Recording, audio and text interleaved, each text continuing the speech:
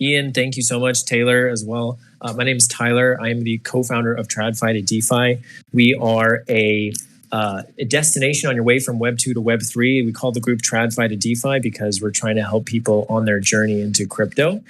John is my co-founder. He and I got started from inside the Bankless community, and we were really inspired by a lot of the work that they did there, but felt like maybe there was a small gap in the market for addressing some of the more traditional finance or just like normie type folks who are interested in crypto, but try to bring them along that journey.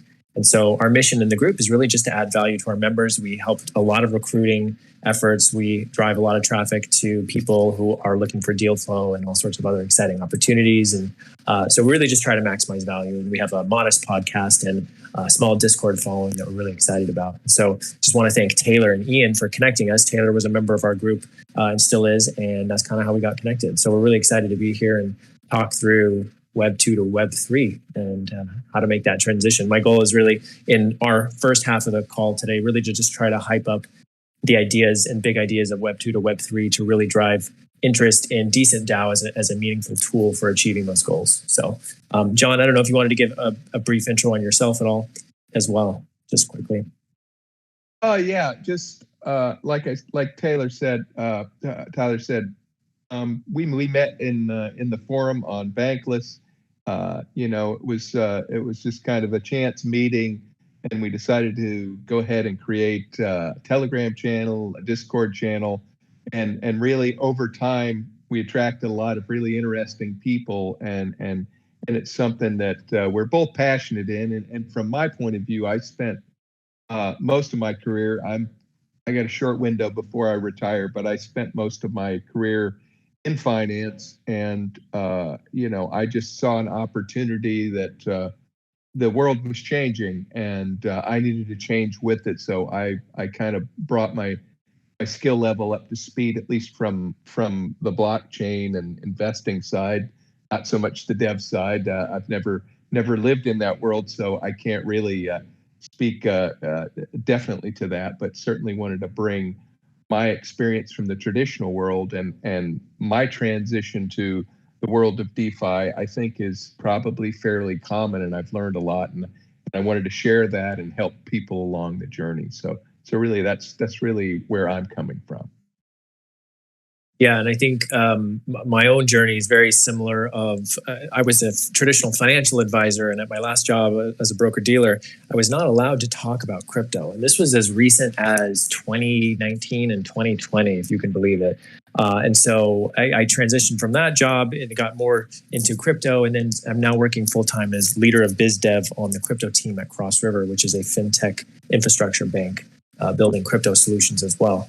And so I've been really kind of watching on the front lines a lot of this changing of the financial world. And what I thought might make sense in terms of just kind of laying the groundwork of from Web 2 to Web 3 is maybe just a kind of short and sweet history lesson in terms of fintech and crypto and Web 2 and Web 3. A lot of the exciting innovations that have happened throughout the world's history have been financially motivated or affiliated with finance. Like you can go back as far as 1494 with the invention of double entry accounting, which really catapulted the Renaissance to new heights and took the world to amazing philosophical and amazing technological achievements. And that was in many ways powered by this ability for individuals to reconcile financial transactions across great distances. And of course, all of us on this call maybe are familiar with Bitcoin as potentially a form of triple entry accounting, which is kind of a different concept that I forget exactly who pioneered it, but the basic idea of a permissionless ledger through which anybody can gain access and view the state of a network, especially a financial network, is a tremendous valuable tool. So kind of the way I like to think about this is the world has been on a journey from just finance, from beads and shells, all the way through paper money and then digital money. We've been on this amazing transition. And if you can think of fintech in kind of a bunch of different stages, really like financial technology, that's what fintech stands for. And the term fintech used to be a lot more sexy. Now the word crypto is really sexy. And my thesis is that crypto is eating fintech.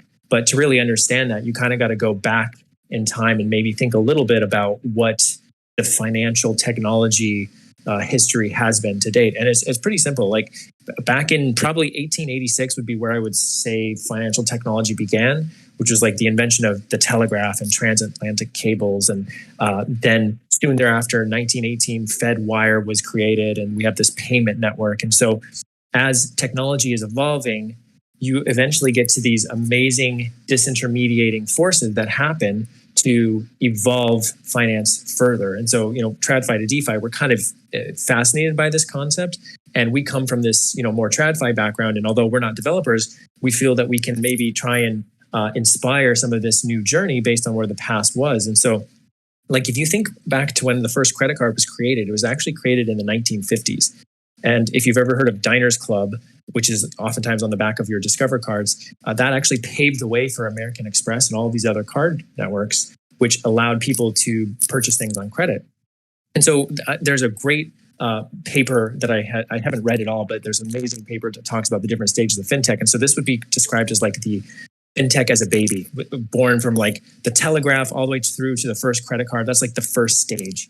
Then fintech evolves into its probably what I would say its teenage years, where in 1967, ATMs were installed. And if you think about that, that was also a very large disintermediating force. It was allowing people to basically have an automatic teller without having to go to a bank. And like you might just have one bank in your town, but if you had an ATM in another town, you could actually pull money from your account in another town, which was an amazing disintermediating trend, right? And of course, this all seems very old-fashioned to us because we've come so far, but these were amazing innovations. And then, of course, in the 70s, the NASDAQ index was created. Then we had mainframe computing in the 80s. And then we got all the way to the 2000s where digital banking really started to take off. So these teenage years is what I would describe as this period of time when fintech really starts to mature. Now, we all know about the internet age, right? So 2000 through 2008, before the financial crisis, there was this crazy run-up in stocks and just an amazing crash. But during that time, a lot of websites and web companies were just kind of grappling with these ideas of what's the internet. And we're in a similar stage now where people are like, well, what's HTTPS? And they get really preoccupied on like, a good analogy would be people get upset about NFTs if they don't quite understand it. It's kind of like saying to them, well, are you upset about HTTPS? It's a protocol that your internet runs on, but it doesn't seem to bother you. So why would an NFT bother you? And so it just shows you how early we are in this process. So of course, what else happens in 2008? It's the Bitcoin white paper in October. And that came about as a response to the financial crisis and very much a lot of this angst that was in the market just directed at bankers and rent-seeking behavior. And just Bitcoin was trying to create a different way. And what's interesting about this is that this is actually when the beginning of the fintech revolution really starts to take off. This is kind of the Web2 era. So a lot of people will talk about Web2 as read, write, own, like the transition from Web1 to Web2 to Web3. And the seeds of that began to get planted with Bitcoin, of course. And what's interesting is in this decade from 2008 onward to say 2016, this would be the young adult stage of fintechs. So things like Apple Pay, Robinhood, Coinbase, all of these companies got started during this time. And where I think we are now is I would probably say from maybe the creation of MetaMask in 2016 to now, we're in this Web 2.5 stage. We're like almost all the way to Web 3, but we're not there yet, obviously, right? And so that's one of the things that's really interesting about the work that I do. So I work at Cross River, and we were founded in 2008, but we're really more of a B2B2C digital infrastructure bank. So we operate as the base layer to a lot of fintechs. And so one of the ideas that I have about TradFi to DeFi and going from Web 2 to Web 3 is that these really crypto native solutions and tools like MetaMask and others, to get adoption and to get into the mainstream consciousness, you have to inevitably bridge that transition into fiat and have to find a way to get people into crypto in a way that doesn't overwhelm them. And so right now, as we all know, like the user experience in crypto is really difficult. So these are some of the things that we're super interested in and passionate about at TradFi to DeFi, and I'm personally passionate about in my day job. Really what we exist for here at TradFi to DeFi is really to try to bridge these two worlds, educate, and then also empower our members to really either get a job in crypto, learn about crypto, or even just like gain value from opportunities that we come across in our community. So those were some of the transition to Web2 to Web3 things that I kind of wanted to touch on. Like how I was saying, the fintech era is kind of coming to a close. I believe the next era is crypto. And then pretty soon we're all just going to call it like finance, right? Or we're just going to call it money. Like we're not even going to call it crypto in the same way that like you wouldn't really call a website HTTPS. So yeah, that was kind of the first part I wanted to talk on. And then John, I know you had a couple of points you wanted to make there as well. Yeah. I wanted to kind of focus in on, especially for people that are, developing or architecting, or at least even thinking into this space, the kind of things that they need to be aware of, I think, that is going to lead to mass adoption of Web3 and things that you build. One of the, and basically it's that interface from traditional finance and from a very regulated financial world that we live in now to what we want it to be in the future.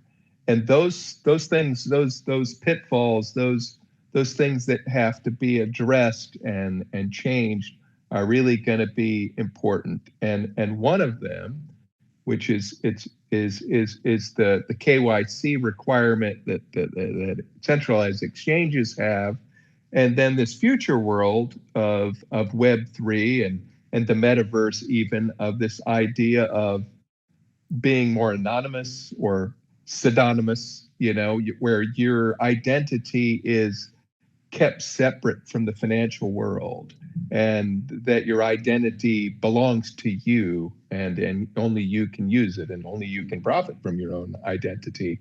And those are things I think that are really important, that for Web3 to be successful, is there's got to be that transition, but also, and as I make these points, the point is traditional finance institutions are going to be critical to mass adoption, because that's where all the people are coming from.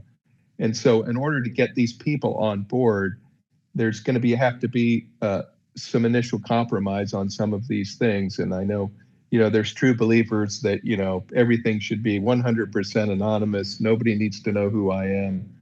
And we all go off into the metaverse and live our lives, I guess. But in order to get there, we're going to have to, some of these stumbling blocks, which is KYC, know your customer.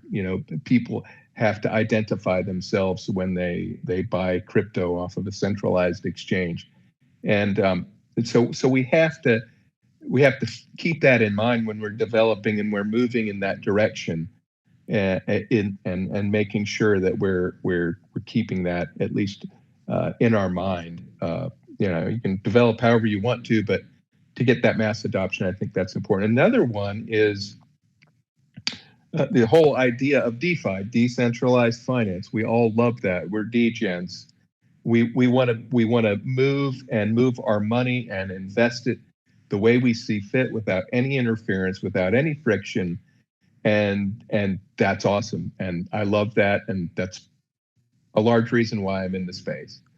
But there are also concerns from regulators, from traditional finance, from institutions, that they have to address this issue that continues to come up, whether it is whether it's predominant or just a very small sector, is the kind of anti-terrorism and money laundering issues that go on in a completely anonymous financial transaction such as crypto.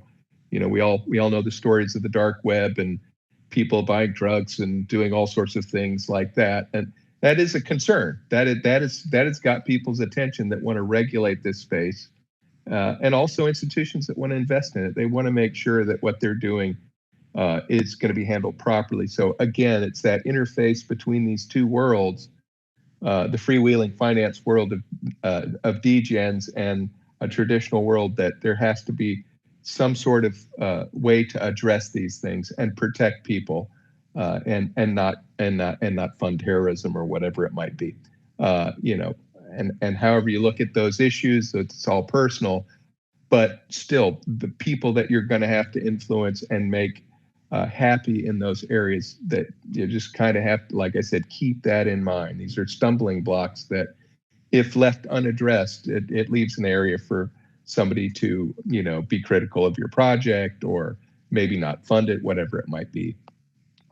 Oh, and the third thing, and I think something that is we're seeing now. I mean, even as recent as this week, with Elon Musk offering to not just buy 10% of Twitter, the whole shebang. This whole idea of free speech and regulated speech, and having your ideas attached to your identity, and people being able to block you and basically disappear you off of social media because of a view that you may hold, or something you might say.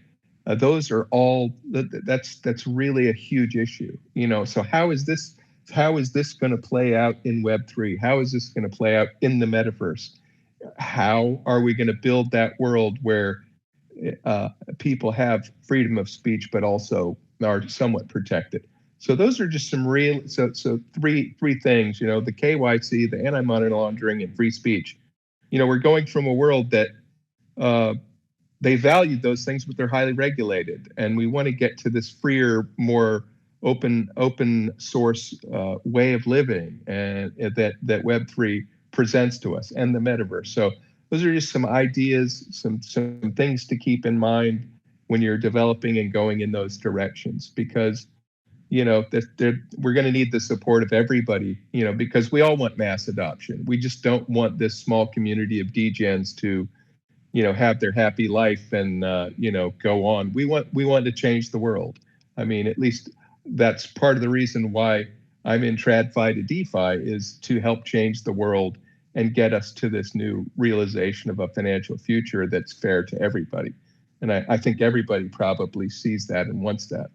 And just before we transition over to Decent DAO and the things that they're doing, I think the DAO, the actual formation and the idea of the DAO, is key to addressing all three of these. And the toolkit that Decent DAO is actually building, can actually, and hopefully as they develop them, can possibly address some of these things and smooth that transition from a Web2 to Web3 world, from an over-regulated to a freer society. And that's my hope. I mean, it really is. And one of the things when we started our relationship with Decent DAO that I think this building of a toolkit is really a necessary thing to get where we need to go. So those are my ideas, and I appreciate having the chance to talk to you folks, and really have enjoyed our relationship to this point. Us too, John. Thanks for that. And Tyler, thank you as well for your history and the background there that you provided. That was pretty extensive, and I actually learned a couple things there. So yeah, I learned a few things when I was going through my research too. I was like, oh wow, this is actually connecting dots for myself that I didn't have. But yeah, the DAO is at the end of this amazing history, right? So like, I totally agree with what you were saying, John. I think that's a really cool pinnacle that we can achieve. A couple points that I picked up on from both of you. Tyler, first of all, the read, write, own transition that you mentioned, I actually heard that from someone I admire in the space, David Johnson, recently, and his discussion of transitioning to decentralized Web3 products. So that's a really great point for people to understand where we've been and where we're going. What does Web3 and decentralization mean? I think giving back to people as much as you can, and allowing people to own the products and own the tools that they're using. Another really fascinating point that you brought up, Tyler, was when you were a financial advisor, you weren't promoted to talk about crypto, which is really fascinating, that it was almost kept quiet as long as possible in that industry. And I recently met someone who was also a traditional financial advisor for decades, who's now starting his own crypto hedge fund. And that's basically what got him to transition, was the fact that over time, he felt that he didn't really have the freedom of expression to guide his clients in a certain way. They were just told to sell their clients ETFs and mutual funds. And what he ultimately realized was that he knew that the market was changing and that the dynamics were changing, and he wanted to take part in something else where he could have just a bit more freedom of expression. And then ultimately that loops into, John, what you basically said at the end is what people really want is they want to be able to freely build and express themselves in this new financial world. That's so true. It's the frustration of not being able to tell people about the greatest wealth transformation in the history of money is a very frustrating place to be in, as you can imagine. So you can imagine why I was very happy to move from that role to my current role at Cross River. And that we believe in the separation of money and speech. And like in many ways that the separation of church and state was an advance of society. We believe that the separation from the state from the money is also a potential acceleration in the future. And so all of this tooling that we're talking about today, and these amazing, exciting tools, like John and I, as you can hear from both of what we're saying, is we're really idealists, right? Like we recognize that there's this amazing potential in the future, and we don't want people who are building the tools and like getting into this industry like without understanding the values of this industry. Like even John and I aren't veterans by any like stretch of the meaning in terms of crypto, but when I meet somebody new who's coming into crypto and they're just interested in number go up and they're not necessarily bought into the values of what crypto represents, I worry about the future of what we're building here if it could eventually become co-opted and we lose some of those amazing values. Yeah, another great point that you just made is like the idealism of crypto and what people really want from it. It sometimes trends a little bit too utopian. And I think we're all still figuring it out. And I was listening to a Bankless podcast last night where there was a bull and a bear debating over Luna Terra and UST. And one thing that they both agreed upon was that transition from decentralization, where it really is hard to launch absolutely decentralized from the start, especially for larger organizations. There's almost a transition process. So it's the idealism and utopia of being absolutely decentralized to start with what's possible from a scaling perspective and from a development perspective. So I think the industry at large is learning the ropes there. Totally agree. So thank you, you two. I think we should jump into the decent side here. This is a bit of a time where we can showcase who we are and where we've been and where we're going. I've shared in the Decent General channel a deck that I'm referring to that we put together quickly for you and your community, Tyler and John. So please feel free to share that with them when we're done. But right now, I mean, we're decent. We're looking to build institutional financial technology that's available to anyone in the world. And right now, our main focus in transitioning from Decent Labs to Decent DAO is just becoming decent. And we want to be open and build open source products only going forward. Our goal is to decentralize the future and accelerate that decentralization and restore power back to individuals. There's a lot of people on our team and in our community who feel that same way. We've gone from a venture studio to basically now being an on-chain venture studio. And it's now in the open. We were building Fractal out in the open today, and we invite builders and founders and degens alike to share in this experience and this knowledge and to define new opportunities. And we ultimately want to see prosperity to all. So again, it leans into a little bit of that idealism, but we really believe it's possible. And if we all work together, I think we can make it happen. We're hugely passionate. We're a hugely highly skilled team, and we've had success building and scaling products at the crossroads of financial technology and digital rights. And so it's been a really interesting and unique experience transitioning at the start of this year from Decent Labs to Decent DAO, but we're just at the start here. And we're really excited to work alongside the community to make that happen.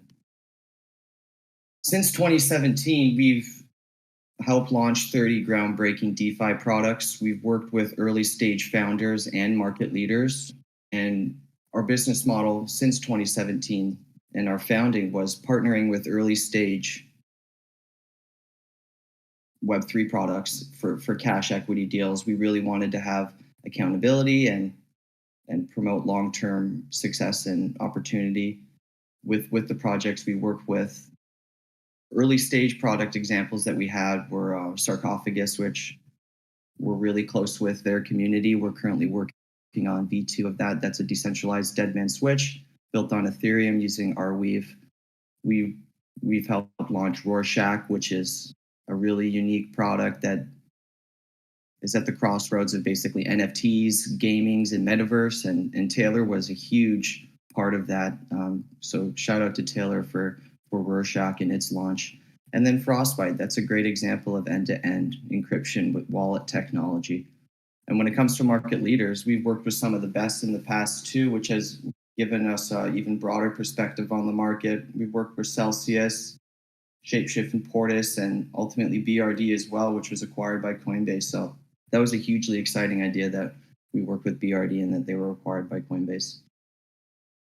To get a bit into our process, and this was a huge learning experience for me too when I joined Decent. I loved the fact that I was being thrown into this new world from Tesla and got to see the creation of products and software that I use every single day, but really didn't have a relationship with it like I do now. And quoting Moondog the other day, he in giving kudos and shout outs to the Decent dev team building Fractal, it takes a lot of work to build these products, and we're doing a great job, and we're going at a great pace with Fractal right now. But behind the scenes, there's so much that goes into it. And the reason why I start with that is because in our process, when we're building a Web3 application, there is an extensive R&D period that happens in the beginning of the project where you really dive deep through workshops and a vision board over a couple of weeks to develop a product requirements documentation, which is really the guiding milestone for the project build going forward. You can't really dive into something unless you've brought your studio leadership team together and you've collaborated with the other team's leadership and really gotten the idea of what they're wanting to build at a detailed level, and making sure that all teams in the build are aligned on what that MVP is going to look like. Once you've started that R&D process, we then move into branding, which Shadowy can talk about in a moment here, but that's the lifeblood of what the application is, especially in Web3. It's how does that align with the user? What's the why? And how does it make the user feel? And I'm sure Shadowy can elaborate on that much more eloquently there, but it's basically the period of time where you develop that creative strategy, where you develop a logo and all brand identity guidelines to guide the project going forward.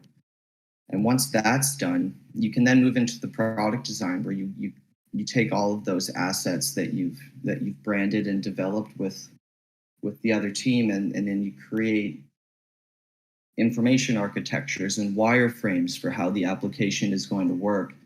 And at the end of the day, the goal in Web3 is to have an incredibly delightful product, and one that really resonates with people, and to something that I don't know if it was Tyler or John that just mentioned it, but one that's not too overwhelming, especially for new people transitioning from Web 2 to Web 3. You want to make a product that people are able to understand and isn't overwhelming or intimidating to them in this new world of DeFi. So discovering that and trying to convey that through a user flow and a user experience is certainly a skill that we believe that we've developed over the years. And once they have the information architecture and the wireframes, you then get into that interactive Figma prototype, which allows the team that you're working with to really engage with the product and see what it's ultimately going to look like from the user experience. And then from there, of course, in comes the software engineering. You develop that front end and that back end. You go through data modeling. You test-driven development, where you're constantly writing the code, you're updating the code, you're working closely with their dev team if they have one, and then ultimately it gets to deployment and you go to market with that. And so we've always had a go to market launch strategy with the teams we've worked with, using as many user analytics and data feedback as possible to drive improvements. And then ultimately we supporting the growth and scale as a venture studio and having equity with the projects that we've built in the past, our goal wasn't just to hand over a product and move on. It was to always to develop a long-term relationship and see the success of it going forward. And then at the end of the day, what we've always felt is that we're rebuilding trust in technology. And so I think the trust in technology that we're rebuilding going forward, and it resonates now even more so from a traditional venture studio to one that's now on chain and fully built in the open, is the fact that it is open source and it is open to the community, and it's available for everyone's participation and everyone's feedback. And ultimately, we want to give back as much as we can through the products that we build. And it's really exciting, Tyler and John, to be bridging with your community, because as we launch more, Fractal's our first product that we're launching, which is a DAO launchpad. But after that, we're going to be developing more DeFi protocols, more innovative DeFi protocols. And we would love the feedback and the idea and knowledge sharing of a community like yours, where you have a TradFi background, a Web2 background in finance, and you want to, what products would your community want to use in crypto and in Web3 that they currently can't? So that's where the exciting knowledge share begins in Decent's ecosystem that we look to build over the next year or so. That's a bit of a background on Decent, and then right now I would love to hand it over to Shadowy, where he can talk a bit about branding, and we can then get into a little bit of product design, and then hand it off to Taylor to wrap up with a bit of development discussion. And real quick, I just want to say the synergies between our two communities are just awesome. So yeah, great overview, Ian. Thanks so much for that. That was awesome. You're welcome. Again, feel free to share this document with your team as well. The link wasn't working last I checked, Okay. But yeah, I definitely want to. Yeah, I'll open that right now for you. Should be good now.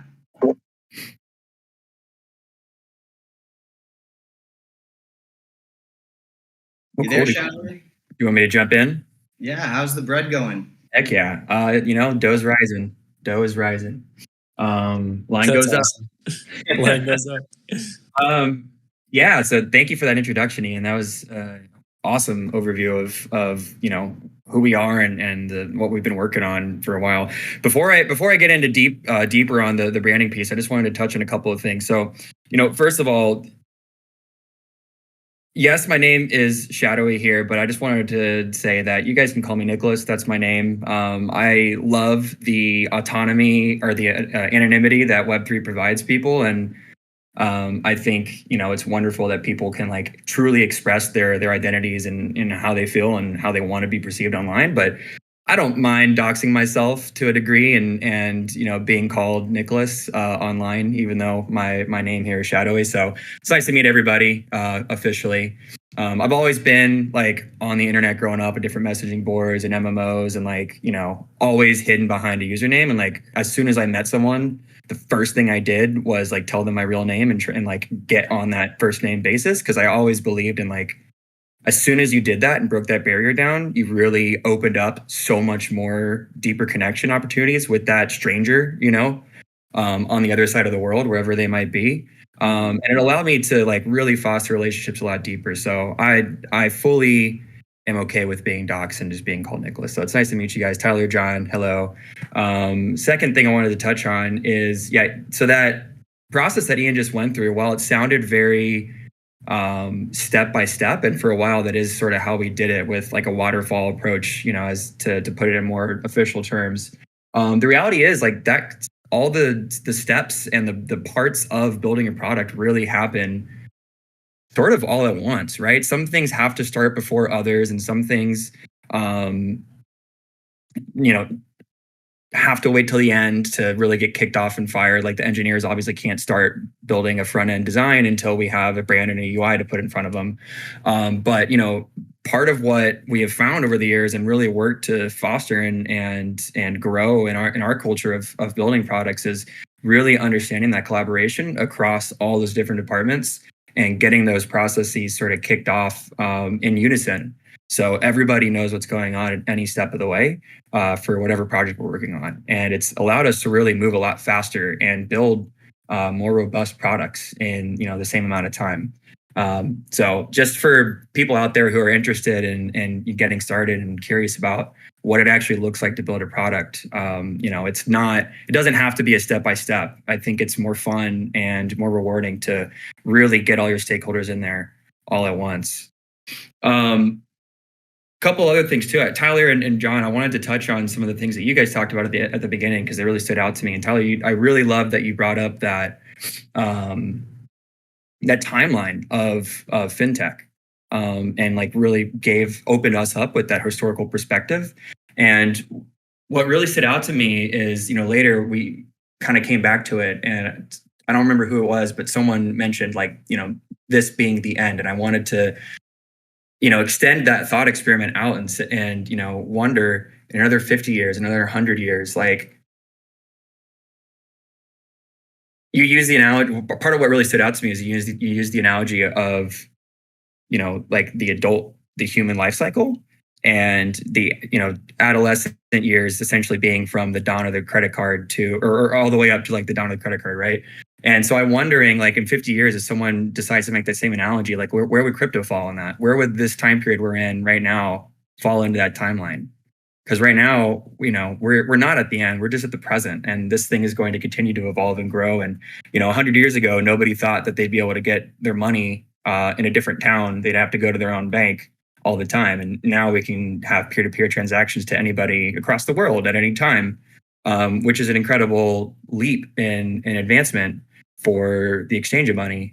So it's just curious to think about what, right now, if we consider ourselves like the adult, in 50 years, would credit card all the way to the advent of Bitcoin become the adolescent years, right? And then what's next after that? Yeah, we're just at the pinnacle. I probably phrased it wrong too when I said the end, because really I should have meant more like the beginning of the end of that era. This definitely is now the base layer of something new and exciting that's even beyond what Satoshi ever imagined. Mm-hmm. Yeah, absolutely, I agree. But I love that historical perspective because I think for folks who are either still unsure about getting into crypto or are still pretty new to it, having that understanding of sort of how money has evolved and the exchange of goods and value has changed over time, I think really is a great place to start to understand how this actually works. That being said, quick thing there, Nicholas. I couldn't agree more actually with what you just said, and I'm actually so happy Tyler brought up that historical perspective. If anyone hasn't read the Bitcoin Standard yet, the first half of the book is a history of money, and you're like, oh my God, why am I reading this history of money? I want to learn about Bitcoin. But then it starts to make sense why you really need that background. So such a good book. Highly recommend it. Yeah. Read that book and then read The Sovereign Individual, and you will be well equipped to understand the paradigm shift that we are experiencing. It's so much more than just tech. Yep, completely. Yeah, I agree. It's a fantastic read. Let's start a book club, guys. Hell yeah. Right here, right on the stage. Yeah, dude. So, John, I wanted to touch on the point you made about, KYA, know your audience, because that is, that's what I do as our creative director, as the manager of our brand, as the, creative vision that, oversees and manages how our brand grows and evolves and how I imagine, if you will, people will interpret our brand and perceive it, and correlate it with other things in their life and other brands and other products and other services, right? And so, knowing your audience is literally that's where it all starts. And to back it up even further, if you think about just design in general, not even graphic design or art or even development as design, just design in general. There's been a fascination and a conversation and further push in the last, maybe 10 years of the idea of empathy and, designing something or thinking about something and from the perspective of, whoever you're making that thing for, and starting there before you even create anything, understanding their needs. And that's how we've come to, build user personas and do a lot more market research as we're building products.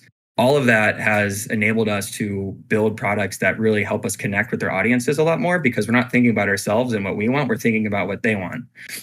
So yeah, I just wanted to back that point up and say that knowing your audience is absolutely everything, and especially in branding. So to tie all of this into branding and what we do at Decent and sort of how I've worked into the picture here, I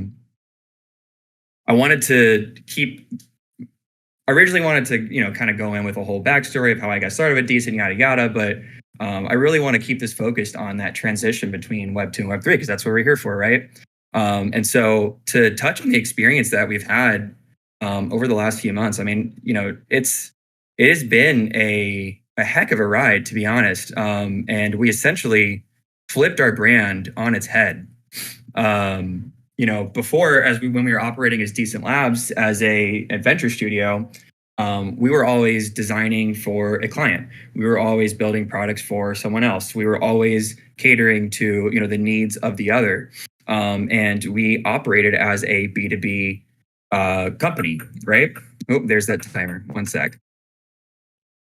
And the biggest change in our brand and how I've had to adjust my thinking and approach to, continuing to design and grow it has been, as soon as we decided we wanted to build our own products and work with the community and make these open source protocols, was that we're no longer a B2B brand, but we're a B2C brand. That's a huge difference in how you strategize, execute, and grow a business or a brand.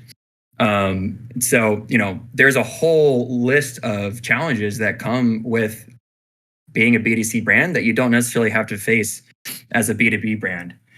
So, the first thing to that point is really the idea of public exposure, and that interaction and that relationship that we now have to have as a B2C brand with our community and with our target audience.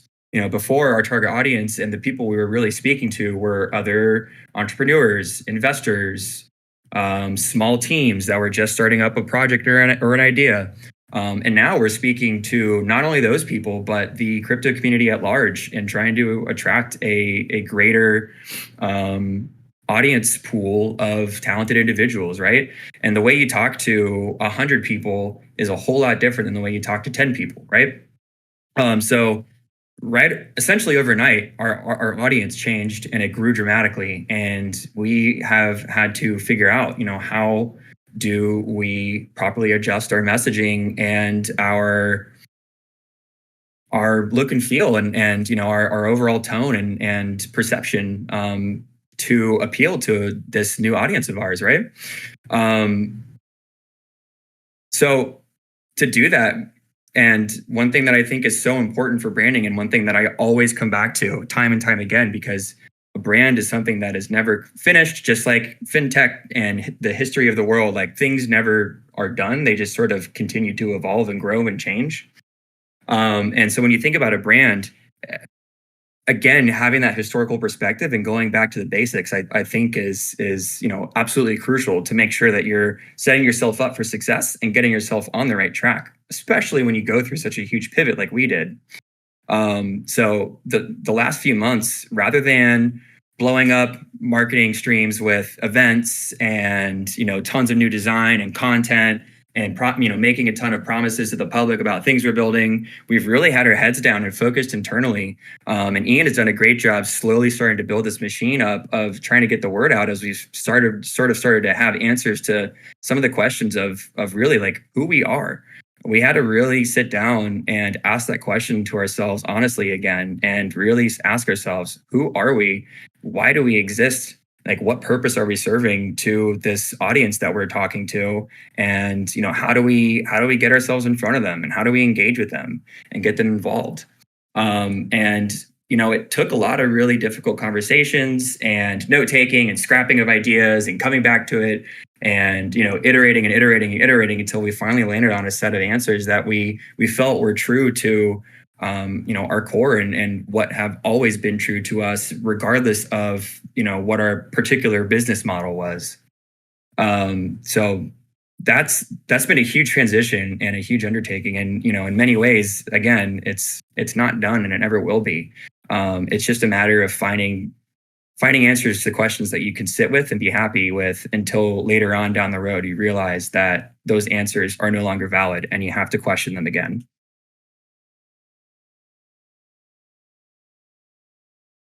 That's the end of my rant. All while the bread was cooking. That's awesome, man.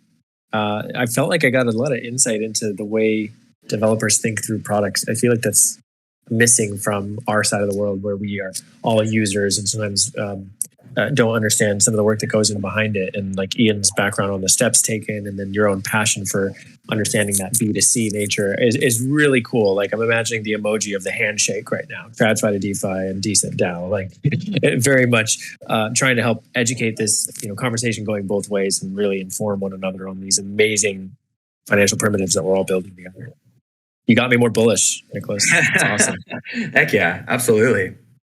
I mean, I think in Web3 with branding specifically, one of the very first things that I did when we decided to make this pivot and started to open our Discord up was I joined like 1,000 different NFT servers and protocol servers on Discord and just went in and observed, engaged with them however I could, but mostly just sat there and watched and, understood how communities were engaging with each other in this space. So that way, when we were ready to start opening our Discord up for other people, to the greater public, we could start to do it in a way that not only fit with the ecosystem of Web3 and really catered to that community, that core community development, but still felt unique and true to our vision and what it is that we're trying to foster here. So community is really everything online, and especially in Web3. And it was really important that we understood what that community even needed to be before we decided to grow it, because we didn't want to end up with 10,000 people who have nothing to do with our vision and couldn't contribute to the open source vision that we have, rather than having like 500 people who really get it and are passionate about crypto and the possibilities that it can provide to the world at large. And specifically through this open source lens. So, yeah, I mean, community is it sounds trite to say on at this point, but it really is everything. And making sure that you have a unique point of view that you're always hitting, no matter what you're saying, where you're saying it, is absolutely crucial to continue to foster and grow that in our industry. Agreed, Nicholas. And actually, thank you for touching on a couple points that I missed. And I want to reiterate those is, while we did have a process in the past for how we built products at Decent Labs, you're right. It wasn't always an iterative step by step. Most of the times it was. However, I learned throughout my experience in just this past year is that depending upon what the product is, that always changes too.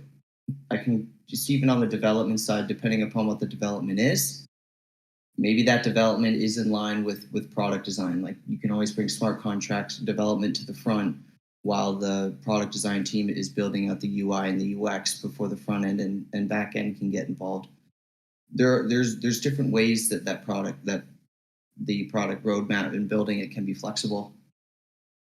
And one other point that I just really wanted to touch up on that became super clear to me, and the most important piece of building a product at the end of the day is that you really want to focus on those 3 to 5 features when you're building an MVP or getting a product to market, especially for this community. What exactly are you trying to build, and what are those 3 to 5 features that are really going to resonate with the community of people that you're building this for?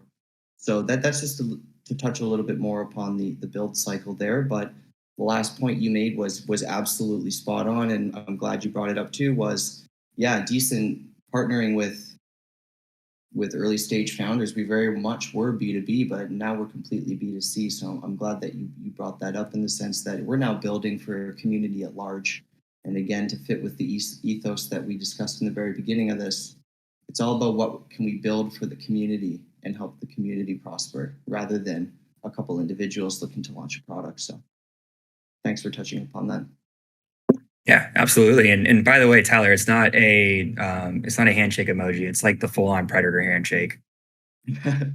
Yes, that's you're right. Way better, way more based. So I think we can move on to development. Actually, now we touched a little bit upon branding here, a little bit about product design. We can go into more detail on future calls on those two categories if we'd like, but would love to pass the mic to Taylor to share his experiences. And again, thank you to Taylor for being the bridge between the two communities here and helping make this call possible. Yeah, thanks, Nicholas, for that. That was really cool to hear things from your perspective. But yeah, I just wanted to emphasize the collaboration and like the synergy between the engineering team and the like design and creative team at Decent is a huge part of what makes us successful. And they're a super talented group, and definitely would love to get them more airtime on some of these future episodes. But I know you guys heard a lot from me on the previous episode, sort of on my journey into Web3. I know there's we got some decent developers in the audience. I'd love to invite them up to talk about their experiences as well, if they're willing to share that. There we go. We got Chris on the stage. Chris is another Solidity developer at Decent. What's up, Hey, Chris? Hey, so I guess I could share my experience with transitioning from where I was before to becoming a Solidity dev, but it seems like this is more like tailored to like how Decent is doing. So I guess I'm just what's the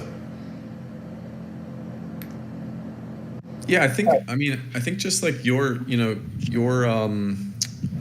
journey into Web3, like if you have any resources that were helpful to you in learning Solidity or web app, Web3 web development. absolutely. Yeah, Absolutely. it's pretty open ended. Just So I want to just piggyback on what everyone else was saying. I love how people start with the why. I'm a very why-oriented person. So when I first started getting into crypto, it was like purely from like a financial like gain perspective, and like I just didn't like stick around, right? Like when the price was up, I was here. When the price was down, I just wasn't. But when I started reading, I don't know if you guys ever heard of Mike Maloney, but he like does like a YouTube on like gold. Like I read his book about like the history of money, and that kind of gave me the understanding of the why behind like the reason for like hard money. And then when I started looking at like the price charts, right, like every time it would go down, like it would go down just a little bit higher than the last time it went down, right? So you start seeing this line, right, that where you can start like ignoring the noise. So I was like, this is definitely going to be a space that's going to be growing, over the next 10, 20 years. And I just wanted to be like a person that not just benefited from, being a spectator, but someone that like actually built in the space. Funny enough, like I wasn't an engineer before jumping into Web3, so like I don't really have like Web2 experience, right? I jumped right into Web3 just because it's like I knew it's where like I wanted to be. I didn't want to do anything else. So I guess some resources that I partake in is, the Solidity space is like, very nascent. There's not like a lot of resources in the like traditional sense of like courses and going to school and like a well-defined path of like what that means. I think that's like all being figured out. I mean, it's only been built like 3 or 4 years ago, right? A couple of resources that I ran into were YouTube, Eat the Blocks. They kind of give you projects to do, as well as Speedrun Ethereum. That's a great resource as well, because it's always better to kind of learn by doing.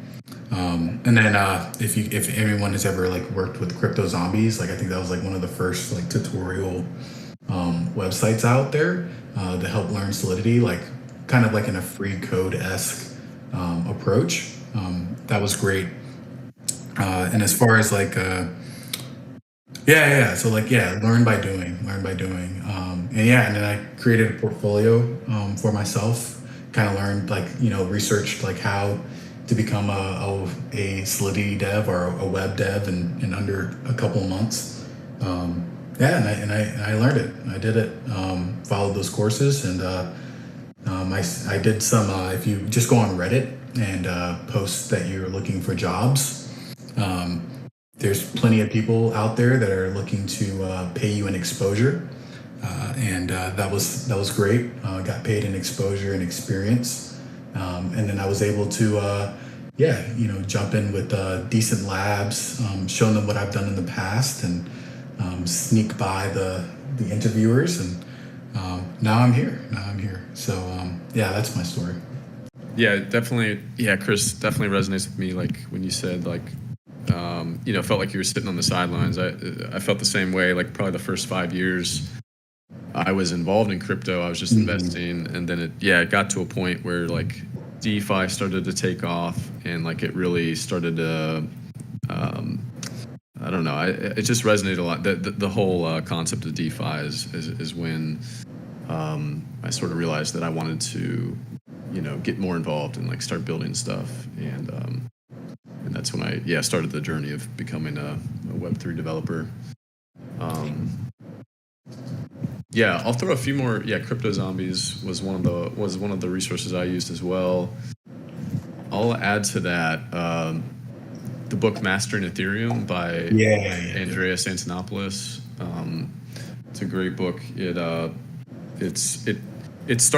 basically starts assuming that you know nothing about the space, and just sort of teaches you how the EVM works, how the consensus works, some basic Solidity, some of the history around Ethereum.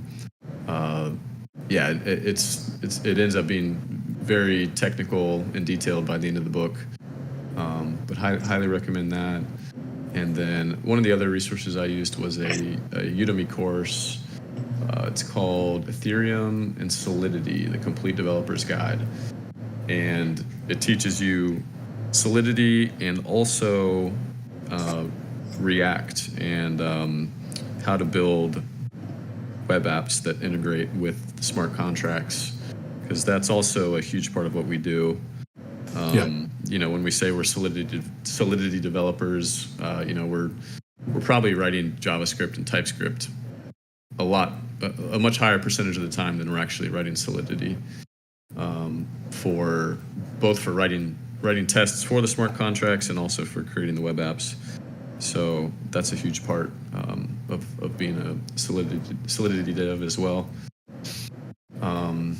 And then another great resource is actually just the Ethereum.org website. There's if you go there, there's a link for developers, and they've really improved this part of the website a lot over the last couple of years. And there's just a ton of resources there, super helpful. So to piggyback on that, if you want to truly like master the language, like there's nothing better than like actually reading through the docs, like reading through the docs and getting those like small like nuances of the code. That was great for me in keeping up to date with what's going on with the language and what updates they've made. I wanted to touch on the point, Chris, that you made about just learning by doing. I think that's really, really important for, not just developers, but for anybody who's looking to get into, into this space. This is such uncharted territory, and we're constantly pushing the boundaries of what's possible. And like the only way to do that is to just do it, right? And you have to accept that you're going to fail a lot, and there's going to be a lot of challenges that you have to overcome. But like if you could just put on put on your overalls and roll up your sleeves, right? And just like get in there and just do stuff and just play around. You're gonna learn a whole lot more than you would by like Taylor just sitting on the sidelines, right? So I think that's so important for folks that are either getting into the space or trying to like level up from where they're at currently in the space.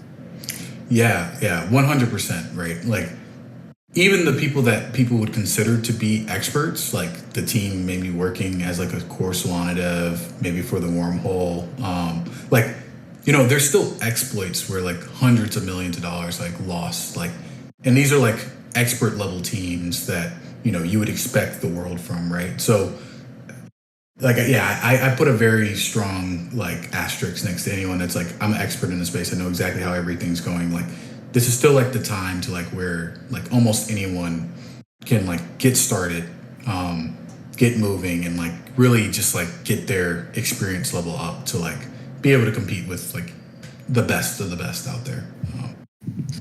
The space is so young that like no one's really truly a senior dev in Web3, right? Like we're all still figuring it out and learning new stuff every day. So yeah, it's like the best time to start now for sure. Absolutely.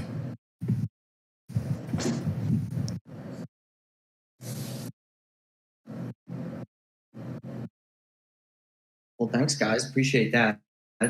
Everything you said there certainly resonates. I think even to piggyback off of Nicholas there too, and Chris, there's so much in this space. It's hard to know all of it, but we're always, I think the space in developing products and in development at large is always looking for people just to focus on pieces of it. And then everybody focusing on a particular piece of development, when brought in together collectively, are then able to share their knowledge and their expertise and collaborate and create great products. And that's basically what DAOs are ultimately going to be, is people coming in with particular skills that they're able to apply to the community to benefit that particular part of the community that they know that they're the best at. So it's a cool thought. Yeah, I think to dig one step deeper, and then I'll shut up because I realize we're over time. But beyond just the simple act of doing stuff, it's really just a matter of always being curious and always asking yourself, what next, or again coming back to that why, right? Anybody who says that they're an expert in any field, has done so or can do so because they are always still learning, and they're just continuing to ask that why question, staying curious about, regardless of what industry they're in, what is coming up next, what innovations are happening, and how they can do their part to share that knowledge with the rest of the people in industry. So staying curious and just trying to stay ahead of trends instead of following them, and understanding them deeper and how they impact the industry at large, I think is really, really helpful for someone to take that next step and really, really get more deeper involved and find their place. And if you don't end up working at Decent, we have a bunch of people we can help connect you with to help you find jobs. So like to take this whole thing full circle, it's like, we want to help people on this journey from Web2 to Web3 and developing the skill set, exploring with Decent, getting up to speed with all the tools that you guys mentioned, I think are great starting points. And people are out there hiring like crazy for this sort of stuff. So, if people like me or John can be helpful to you, like please consider joining our Discord as well, so we can try to help connect you with people who are looking. But yeah, like we're here to grow together, and I think we're all going to make it. Yeah, Tyler, to add to that, consider the fact that our first product we're launching is Fractal, which is a DAO launchpad. We're going to have DAOs launching through the Decent Labs ecosystem. And what that ultimately means is Web3 communities are going to be born in the Decent ecosystem, therefore needing key contributors. So the Decent ecosystem is going to be creating the need for Web3 development across branding, product design, and engineering for all the DAOs that ultimately are launched through us. Therefore, that's just job creation, contributor potential creation about to happen. So with that, So freaking bullish. yeah. It's amazing. Tyler, any final comments on your end before we wrap up? You know, I think this was a really excellent event. I am really excited about working with you guys on these really cool collaborative events like this. I think we should definitely do it again. Thank you for having us, and Taylor for connecting us. We will post this as a recording on our podcast. I know you guys will as well. We're really excited to share this message with those of our community who couldn't make it. But yeah, like I said, we're all going to make it. Let's do this together. We're really excited about everything. And when the day comes where TradFi to DeFi becomes a DAO, you know, I have a feeling I know where I can find some really good tooling. So we're very excited. Tyler, I'd love the chance to just show quickly.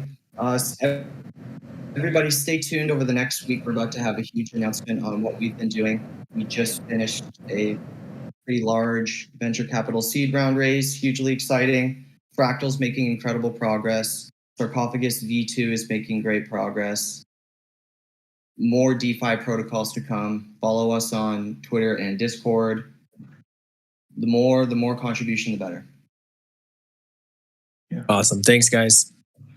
Yeah. Thank you guys. Thank you, Ian, for hosting this and getting us all in this room together to talk. And thank you again to the DAO Academy for supporting us and getting this recorded so we can share this on the socials.